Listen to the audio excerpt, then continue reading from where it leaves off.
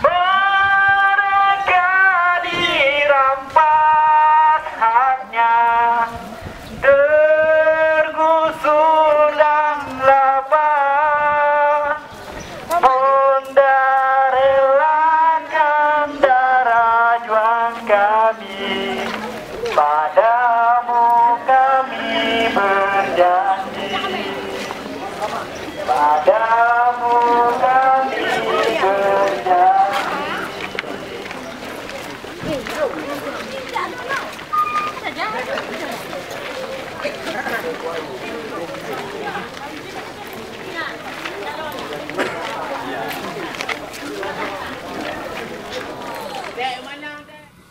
Wilayah kita sudah jelas dirampas, saudara-saudara. Maka untuk itu kita harus berpagar betis, harus kuat persatuan. Jelas? Maka untuk itu kepada rakyat Rambung dan Comel, tetap bertahan, tetap konsisten, tetap komitmen. Apa yang telah menjadi tuntutan kita harus dilaksanakan dan harus dipenuhi. Karena sudah jelas yang melanggar hukum itu bukanlah bapak-bapak, bukanlah rakyat-rakyat cilik, tetapi yang melanggar hukum itu adalah jelas penegak hukum dan pemerintah sendiri. Betul tidak? Masa dengan suatu orang berimpidia saja rakyat dibiarkan kelaparan, rakyat dilahirkan kebanjiran. Lihat saja, setiap hujan ini tadi malam bapak hari hujan, ya, desa kami sini juga terendam lagi. Betul tak? Pembuangan saluran semua diarahkan ke desa kita. Hanya dibantu pemerintah kita sebungkus mie kering. Betul tak? Apa itu APBN kita? Apa itu anggaran BPD kita? Hanya membeli sekotak. Semua adalah saudara kita yang tidak bersalah.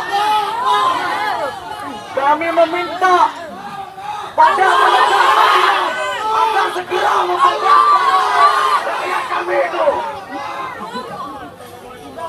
Mereka itu tidak bersalah. Hari ini rakyat yang kena.